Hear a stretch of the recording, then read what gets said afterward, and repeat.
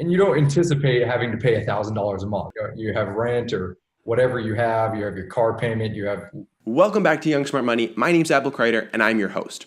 So with the average student borrowing over $37,000 for their education, learning about student loans and how to reduce that burden is something that a lot of us are concerned with, or maybe not as concerned with as we should be at this point in life. So today, I wanted to bring on Pat from Roundup to Zero. And Roundup to Zero is a company that was formed around the idea of making it easier to pay off your student loans in a fast and painless way. So essentially how Roundup to Zero actually works is your purchases are rounded up in order to reduce your student loan debt to zero. And we're gonna let Pat talk all about his story, starting this business, all the other ventures that he has worked on in the past, and why he landed on Roundup to Zero, and how he actually built this huge team around this amazing project. And if you guys have enjoyed Young Smart Money so far, if it's helped you on your journey, please do consider leaving us a 5-star review on iTunes. It really does help not only the podcast reach more people, but it also helps you hear from even more amazing guests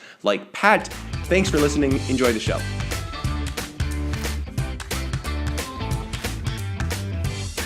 All right, Pat, thank you so much for joining us on Young Smart Money. Welcome to the show. How are you doing today? I'm doing good. How are you, Apple? Awesome. I am doing just fantastic. So today, we're going to be doing sort of like a student loan crash course, because Pat is here from Roundup to Zero to give us some information and some beneficial tips that we can use to start applying to our student loans. Because personally, I do have student loan debt as well, so this is going to be beneficial for our listeners as well as myself. So first of all, Pat, could you give us just a brief overview of your experience with basically school? Okay, so what kind of student were you? Were you somebody that took school very seriously? And what did that look like throughout your growing up?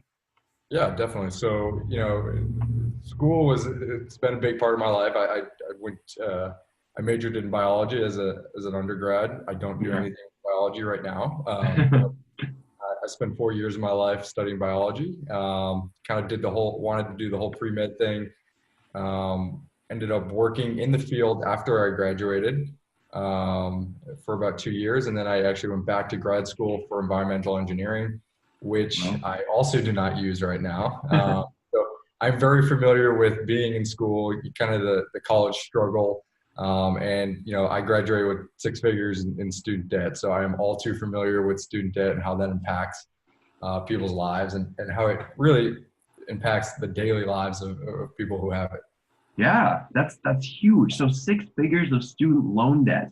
What were did you expect this much debt going into school, or was it sort of like a shocker to you once you sort of got into it and you were like, wow, I'm gonna have to take out a lot of money?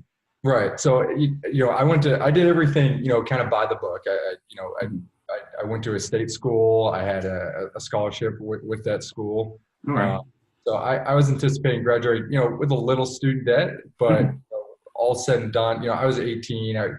Just like a lot of everyone else at 17, 18, when you graduate high school, you're not really thinking of, what the outcome is when you graduate. And my parents were, in a different financial situation when I graduated than they were when I was in college. So, my situation, it was kind of like, hey, I'll take out some student loans, figure it out along the way. So it was certainly an eye-opening experience when I graduated, and 6 months later, I'm like, hey, I have to pay, almost $1,000 a month. And for someone who's, just graduating, just kind of starting out in the world and trying to start their career, start their lives, professional lives. I mean, it's impactful. Yeah. Was that mostly from grad school, or did you take on a fair bit in undergrad too? It was actually all undergrad. So grad school, fortunately for me, was all paid for. I kind of got a scholarship there, but all undergraduate. Wow, that's pretty nice. But yeah, that's huge. So 6 figures in undergraduate and at a state school. That's a massive debt. So when you got out and you were paying $1,000 a month, how did that really affect like your life and the way that you were living? Yeah, I mean, and the sad part is this is the truth for a lot of graduates right now, right? Yeah. So you graduate, most a state school can range anywhere between 20 or 15 to 30K a year. And if you have to take all of that out in student loans, I mean, you can do the math, but it's very very easy to get to six figures in that way. But just and you don't anticipate having to pay $1,000 a month, right? I mean, Oh, you have rent or whatever you have your car payment, you have to live, you have to pay, you have to buy groceries, you have to kind of live your life as well. So yeah. it's a struggle, and really what it comes down to is you have to make some hard decisions on, how you're going to spend your money, how you're going to really how you're going to live your life, and how you're going to change your lifestyle to accommodate for those student loan payments. And really that should not be, you go to college with the idea that, hey, this is going to better your life, this is going to put you in a better financial situation, not, hey, I'm going to graduate, I'm going to have to eat ramen noodles for the next 10 years of my life. So it was an eye-opening experience for me, and it kind of was what kind of initiated this idea and motivated me to kind of really try to help as many people as I can. Okay, so were you, but before coming to school, were you somebody that was really diligent about how they were spending their money and where their money was going? Or was this sort of the first experience where you sort of were like, wow, I really have to like budget and know where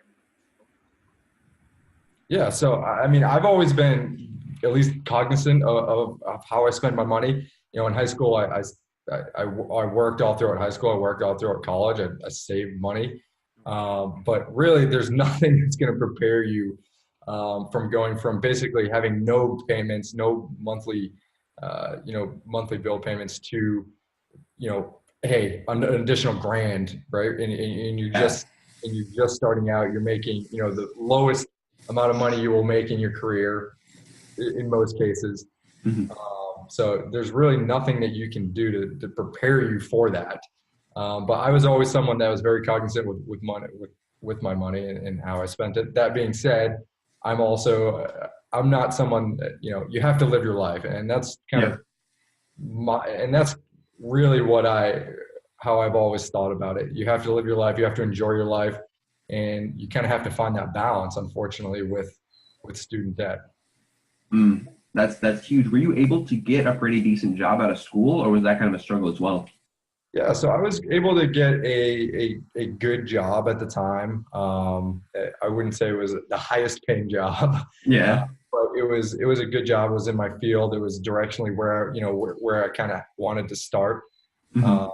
so it was a good job at the time. So when did the pivot happen where you sort of left the biology and the sphere that you were in and sort of ended up where you are now? So yeah, so student loans played a role in really in my career path too. So I graduated. I went into clinical research. I was working in a hospital. Really liked it, but I didn't see myself working in that environment long time. So or for my career. So Yeah. basically, what I ended up happening is I kind of had to make a decision. I could either continue down the biology road and do something within sciences. And sad part is there's not many jobs in that field that make enough money to pay off the debt that I accrued getting Mm, that degree. So I kind of had to make it. I came to a crossroads, and I said basically I can go into a pivot and go into a different field that's related, mhm. or I can stay within this field and do something that I'm not crazy about and not Neither of make which are great options. right. Um, Okay. So where did that path sort of lead you? And can you talk a little bit about what you do now at Roundup to Zero? Yeah, absolutely. So I ended up going to grad school for environmental engineering. I've always loved math and science. Mhm. Unfortunately, it's hard to find. I shouldn't say it's hard to find great jobs. It's hard to find jobs within the scope of what I was looking for. I Mhm. wanted something that I was engaging with people all the time, and I wanted something Mhm. that fun and well paying. Uh, Yeah. so it's a little tough to find something that kind of fits all those criteria in the field. So I actually ended up starting a business while I was in grad school. Uh, Really? so while I was in grad school, I started a yard game company with one of my old college friends, Hmm. uh, who's also a co-founder of Zero Student Debt Initiative, one of my best friends. So he's not here right now, but he's kind of gone through all of the same experiences I have in terms of entrepreneurship in college. So you know, what ended up happening is I started this business because I've always been passionate about entrepreneurship. It's something that, regardless of what field I went into, I knew I wanted entrepreneurship to be a part of that. So when I started the business, I really just, honestly, I fell in love with marketing. I fell in love with entrepreneurship. I fell in love with really the great thing about entrepreneurship is it kind of really just exposes you to every aspect of business, right? Yeah. Finance, marketing, uh, everything that you could possibly imagine you're going to do as an entrepreneur. So when I started this business, it kind of really opened my eyes and really um, made me more passionate about, hey, forget science, forget math. You can go a million different directions in entrepreneurship. What's something you're passionate about, right? And what's a problem I have in my life? So essentially what happened is I kind of came up with the idea for Zero Student Debt Initiative and our platform Round Up to Zero. And we started working out right away. Sal, who's one of my business partners in Zero, he's a developer, so he's kind of started taking the reins on the back end development side, and we've kind of grown from there. We have a team of 5 guys now who are doing this and really who are passionate about solving this problem. So I was wondering, while you were in grad school and working on this yard game project, is that something that got pretty big because you did end up finishing grad school? So what came of that lawn game company? Yes. Yeah, so it's something that it's still, it's essentially an autopilot at this point. Okay. But it took us, we met a lot of people. We had a lot of great experiences. The game, or the name of the company is called Yardies. Still run Yardies. It's a great, it's been a great business for us, and it's something that we continue to do. But this is Zero Student Debt Initiative has really been our focus here. Yardies, I was very fortunate in the sense that it exposed me to, hey, this is how you start a business, this is how you run a business, this is everything that it takes to do that. So it was a great learning experience for us, and I think it really helped us, although they're complete opposite ends of the spectrum in business models. It really help us prepare for, hey, entrepreneurship isn't easy. It's not something that you can kind of go into and kind of not put your all into it. So it was something that was very eye-opening for us and really helped us launch Zero, believe it or not. I think it's really cool as well to be able to get that experience with lower, sort of on a smaller scale of starting a business, rather than going sort of all in on one thing. We've never had that experience with entrepreneurship before. It can be really beneficial to sort of do these smaller scale projects, learn some of the ins and outs, and then be able to apply. I think that's a really cool deal. So with starting Zero, can you talk a little bit about sort of your role and how that really came together, maybe your team as well? Yeah, absolutely. So Zero was an idea that I kind of conceptualized. Honestly, one day, I was fed up with my student loans. I still am fed up with my student loans, but I'm able to take a lot more action on that now, fortunately. But student loans have been a problem in my life for the last almost 10 years, 8 years at this point. And I know how it affects people. I know that student loans are something that honestly affect people's day-to-day lives. You have to be cognizant of how you're spending your money, what you're spending your time doing. And, it's kind of always in the back of your mind, like, hey, I can spend $50 and go out with my friends for a night, or really I should probably take that money and put it towards my student loans, right? So I know the constant mental struggle that you kind of have to have and that you have to balance with student loans. So it was something that I've always been thinking about, or had always been thinking about in the back of my mind. And one day it just kind of hit me. I started thinking about a number of different ways to pay off student debt faster.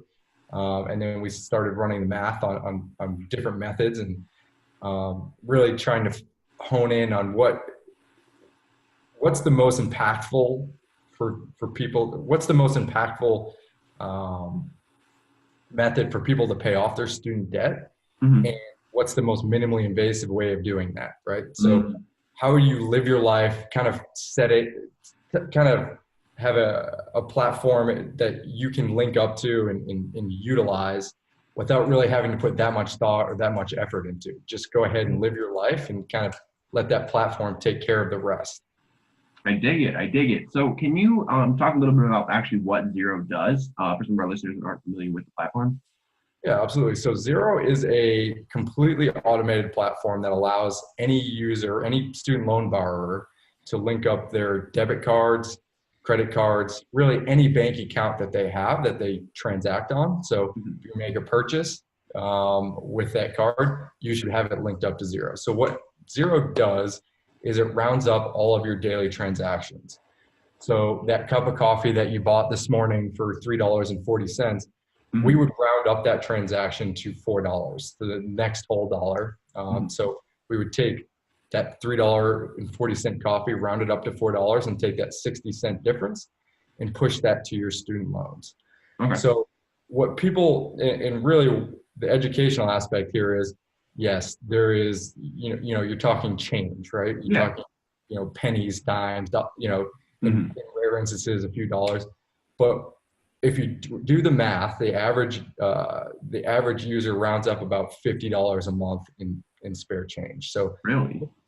yeah, it's actually it's pretty deceiving Yeah. how much your change can add up to over the course of a month. So $50, going towards your student loan each month, it's insanely impactful. So, Yeah. and the reason why it's impactful is interest. Mm. Yep. So student loans, most student loans compound their interest daily. So what that means is they'll take the total amount of your student loans and they'll divide that by 365, and then add that whatever that number is, Mm-hmm. or sorry, they'll essentially take that, whatever your student loan value is, Yeah. they'll take multiply that by whatever the interest rate is for your student Mm-hmm. loan, and then divide that by 365. So the average student loan borrower is paying about $6 in interest a day. Gee. So when you're talking, $50, it's the best way to do that is just eat away at that interest, right? So that Mm-hmm. $6 a day translates to almost 22, or translate to over $2,200 a year in interest. So really anything you can do to kind of chip away at that interest over time, Mm-hmm. what you should be doing, because the more frequent payments that you make on your student loan, Yeah.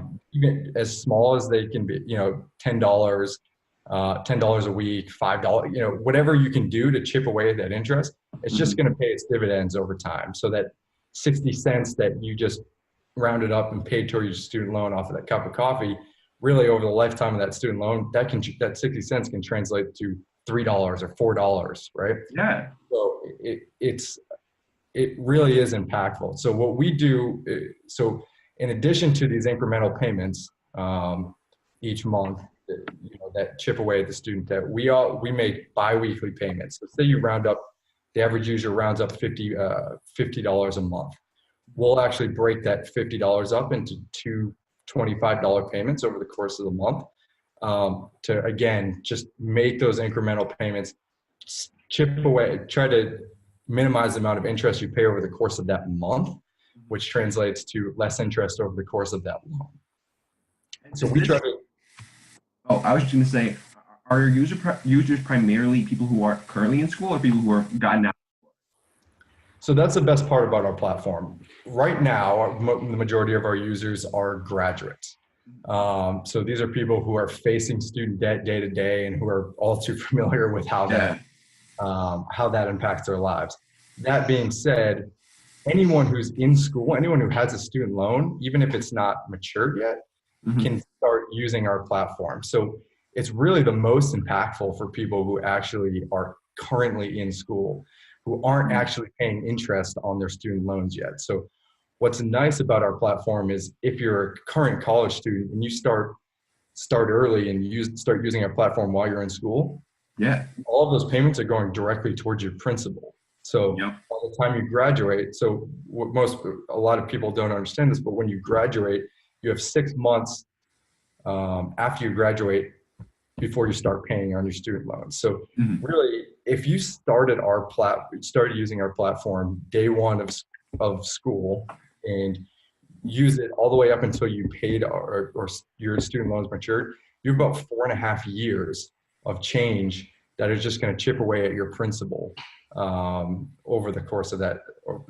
time. So by the time you have to pay on your student loans, you could be looking at 20-30% less than you've taken out. So it really is the most impactful for people who are currently in college. That said, it's crazy impactful for people who already have student loans. So Yep. you can we actually have a calculator on our website that you can kind of go in and mess around with your particular loan values and interest rates and how much you think you can chip or how much you can contribute each month Okay. with your spare change and see how that impacts your student loan over the life of that loan.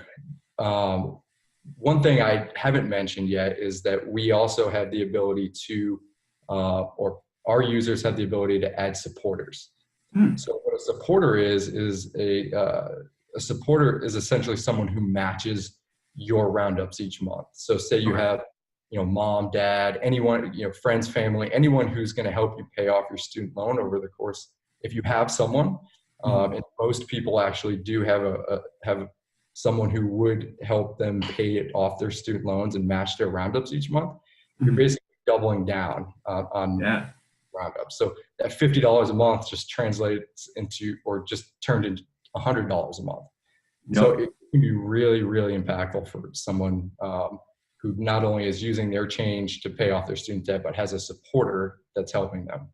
And just the power of being able to contribute to that before interest is accruing is such a powerful thing, especially like, yeah, like this calculator, I'll be sure to link it up in the show notes as well, but like just playing around with the compound interest calculator and seeing like how beneficial it can be to actually like make those payments directly to the principal is really huge, because that's money that's never, there's not going to be interest accruing on that. So in the grand scheme of things, that's going to save you a lot of money. So yeah, Yeah. and it's not something that people like to think about as well. Like when you're in school, like I'm in school, thinking about student loans is not something that I like to think about. But if you are able to like sort of get a little bit uncomfortable and start thinking about these things early on, there's so many ways you can put yourself so far ahead, and your future self is just going to be so grateful for you taking the time to actually start thinking about this early on and really just giving yourself a leg up. So I think it's really key, especially if you are in school right now, to just be thinking about these things, because they're going to make a big difference on your life. And like you said, they've been impacting your life for 8 years now. So being able to get ahead of this stuff early on can really just be so impactful. So I can't stress that enough. And could you share with our listeners now some other strategies that existing students can actually take to start chipping away at their student loan debt, other than stuff like roundups? Do you have any other good strategies or just like mindset shifts that people can use to start chipping away at this existing debt? Yeah, absolutely. So the biggest enemy that you have once you've graduated is interest, right? Yep. So there are a number of different ways you can kind of fight the amount of interest that you pay over the life of your Mhm. loan. There are really four or five different methods you can use to minimize the amount of really minimize the total amount that you pay over the lifetime of your loan. The biggest right out of the gate, the biggest thing that you can do right after college is looking at the full breadth of your student loans. So a lot of people have different types of student loans. They have federal student loans and they have private student loans. Federal student loans have a few more options than private student loans do in terms of federal programs that people can qualify for. And really just minimizes the amount of interest that you pay. If you have any federal student loans, the best thing you can do is look at these federal programs and see if you qualify for any of them. If you Okay. do qualify for any of them, you should 100% take advantage of them. There's a number of different organizations out there that will help you kind of go through that process, or you can go through it on your own. If you do not have federal student loans, or if you have private student loans in addition to in addition to your federal loans. Mhm. One of the best things you can do right out of the gate is consolidate all of those loans. So when you graduate, essentially you're graduating with a different student loan for every semester you were in college. So you can have, most people have anywhere between 4 to 8 student loans when they graduate. They vary in interest rate, they vary in payment, matriculation date, and they also vary in what day of the month you're going to pay it on. So in addition to hopefully lowering your interest, your average interest, by consolidating all of those, you're also kind of simplifying the process and not having to worry about 8 different payment dates. Yeah. And you can worry about one payment date with one interest. So student loan consolidation is huge. We've actually incorporated a number of different strategies, financial strategies in our platform itself to help graduates take advantage of that really mindlessly. So one of the biggest things, there are a number of different financial strategies you can look up online and really try to integrate yourself. Or using our platform, it kind of takes care of those automatically. So Xero automatically chooses the highest interest student loan that you link with us. So say you have multiple student loans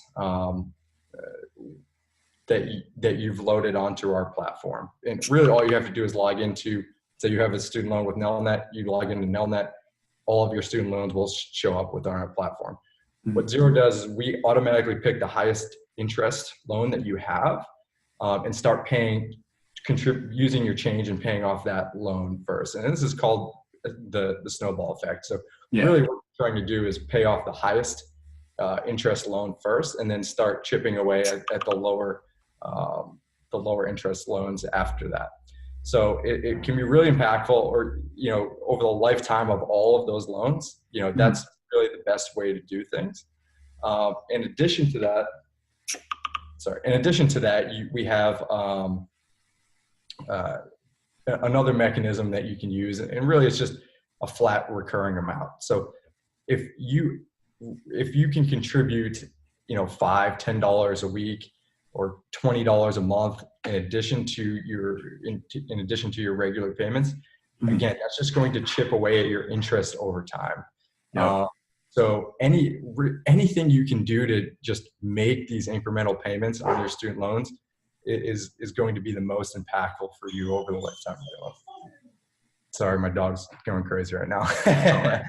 I don't know if you can hear that or not, but it's all right. So really the federal, any federal programs that you have, look into that. And if you do qualify for those, take advantage of them. Consolidation can really help you streamline your student loans and really just help you manage the whole process. And rounding up your change and making any incremental payments you can towards your student loan right out of the gate is just going to help you in the long term. You're going to pay less over the lifetime of your loan, and you're really going to pay off your loans earlier. Yep. Chipping away at that principle again, it's so essential, because over the lifetime of your loan, like you said, you're just going to save so much in interest if you're able to get that principal as low as possible before interest starts accruing. So I think that's really, really essential. Another thing that I want to hit on is sort of what can students do? Say we have some high school students listening here, which I'm sure we do.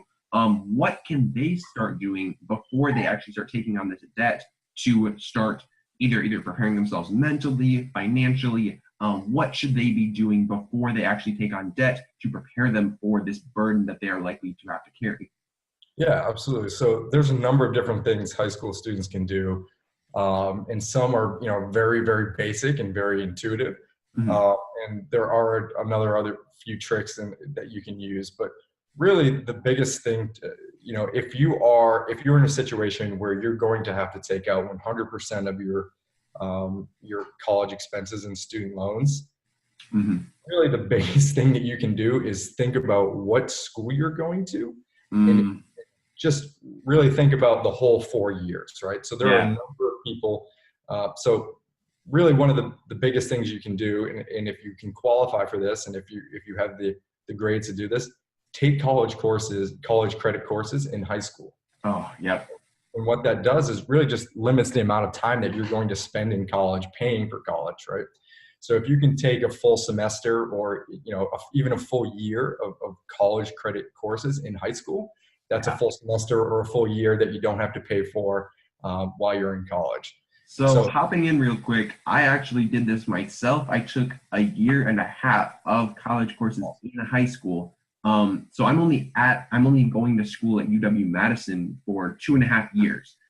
So that has drastically reduced the amount that I have to pay for school. All of that was for free in high school, and I'm so glad I took advantage of that because it's saving me so much money. right. By just getting that out of the way early on. I can't stress enough how valuable that is. So thank you for hitting on that. Yeah, I mean, think about it in your instance, right? So say, and I don't know what Madison is, but just for the sake of this conversation, say it's $30,000 a year. Sure. So you just saved a year and a half of time that you don't have to be at UW-Madison, Yep. which really could translate to $45,000 at the end of the Yep. day.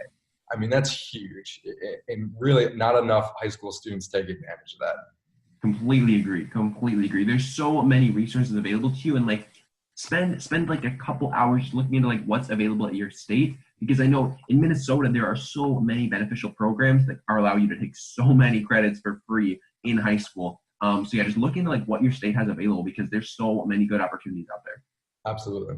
So the other thing you can do, and it's somewhat similar to this strategy, is Mhm. going to a lower cost college, a community college, Mhm. for 1 or 2 years prior to going to the university you actually want to go to. And a lot of people have a big problem with this, right? Mhm. Um, and if you think about, if you want to have the full college experience and go to college and, Mhm. freshman and sophomore year living in the dorms and, you know, that's great. And if you can do that 100%, enjoy college and have that college experience. Yeah. However, if finances trump that college experience for you, Mhm. going to a community college is a great opportunity for you. And really, you're going to spend anywhere between 50 to 70% less than you would at a regular college. And you can knock out all of those general education classes that you would, kind of just, for more, for the sake of this conversation, are really just filler courses in college. Yeah. So, freshman year writing, a history class, things like Mhm. that you can knock out unless your major is history, but Yeah. like that you can knock out in community college for a lot cheaper than you would at a regular university. Exactly. And if they're just these classes that aren't related to your major at all, like you said, like why not just get them done at half the cost? Because if you can do that and they're not going to be something that's crucial to your future career, to me, that just makes total sense. Yep, absolutely. And then the other, there's another more obvious thing you can do, and really there's two really more obvious things you can do, and the Mhm. first is save while you're in high school, right? Yeah. So anything you can save up in high school is going to just help you in the long run. And a lot of people, you're making minimum wage in high school. You're not going to be able to save a crazy amount of money. But if you're working, 2, 3 years Yeah. um, in high school and you can save up a few $1,000s, that's a few $1,000s that you don't have to pay interest on, right? Yep. So uh, saving money is always a good way to go with college. And there are a number of different financial accounts, saving account types that you can kind of funnel your money into that have tax benefits for student loans. Okay. So just to list a few off, they have 529 plans. There Yep. are standard savings accounts that accrue a little bit of interest. Mhm. Um, there are you can even pump money into an IRA. So Yeah. everyone thinks IRA as a retirement. There's actually a loophole within IRAs where you can take out $10,000 and apply that to higher education. So Really? yeah, and it's tax free too. So well, somewhat tax free, but Yeah. there's there's a number of different things you can do to kind of maximize the amount of money that you saved and apply that to your tuition. The Mhm. other somewhat obvious thing, but again, not a lot of people take advantage of this, is scholarships. So there Yeah. are a ton of scholarship opportunities out there They are very competitive, and only a handful of people can get a particular scholarship. That being said, there are a lot of scholarships out there. So anyone that can take the time, or anyone should take, if you're going to college, take the time. There are just Google scholarships. I mean, there's a ton of different free resources online that you can apply to these scholarships. Some require essays, some require really nothing. So there's a lot, and some of them are specialized towards your major. Some of them are specialized towards past experience that you had. Anything that you think you qualify for, apply for it. And I know it can be time consuming, but if you can get accrue up to, $1,000, $2,000, $3,000 in scholarships, again, that's money that you don't have to pay interest on over the life of it. That's really valuable, and not enough people. I know personally, I did not take advantage of all the scholarship opportunities that I had available to me. And looking back, I really do regret that, because there's just so much money available out there, and just like talking with whoever the college career, whatever counselors are at your school, they'll know what the good opportunities are in your area. There might be people who like over time always donate to your school, or always give scholarships to people who are graduating from your school. So like, know those resources and really do take advantage of them, because there's a lot of money out there. Absolutely. And then the last thing, for a current high school student who's thinking about college can do is apply for federal aid. So the FAFSA form. The FAFSA form is an opportunity for potential college students to qualify for federal student aid. And what this does is it allows the people who qualify to take out unsubsidized loans. So unsubsidized loans are typically lower interest. They have longer repayment options, and they have a number of different repayment options once you graduate. So if you can take advantage of any federal student aid, you 100% should do that. Completely agree. Everybody should be filling out the FAFSA, guys. Like it's such a beneficial thing, and like you never know. Like a lot of people just assume because of their financial situation or how they perceive their financial situation, they won't be getting anything. But you never know until you fill it out, and just taking the time to actually fill out that form can end up saving you thousands of dollars throughout the course of college. So would highly recommend that. I'll be sure to link up some good resources below in the show notes as well for you guys that are looking to learn more about all the stuff that we're talking about. So before we go, could you just give our audience some places that they could go if they want to learn more about you and more about Xero? Yeah, absolutely. So our website, rounduptozero.com, is really where you can kind of educate yourself on our process, financial strategies that we use, and really our platform and how simple to use it is. You can sign up there, you can log in and manage your account there once you are signed up, and you can even take advantage of our calculator to see how much money our platform can save you over the lifetime of your loan. You'd be surprised on how impactful your change can be when it comes to student loans. All right, perfect. Well, I'll be sure to link those up in the show notes as well.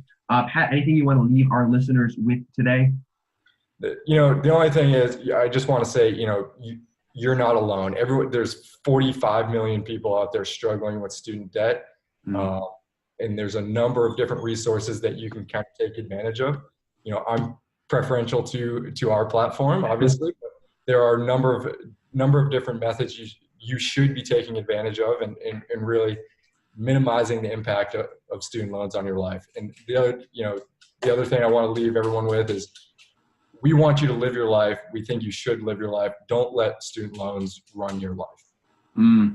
Huge. All right. Thank you, Pat, so much for taking your time to appear on Young Smart Money today. I'm sure our listeners got a ton of value out of it. I know I did. So thank you again for your time. I really do appreciate it. Thanks a lot, Apple.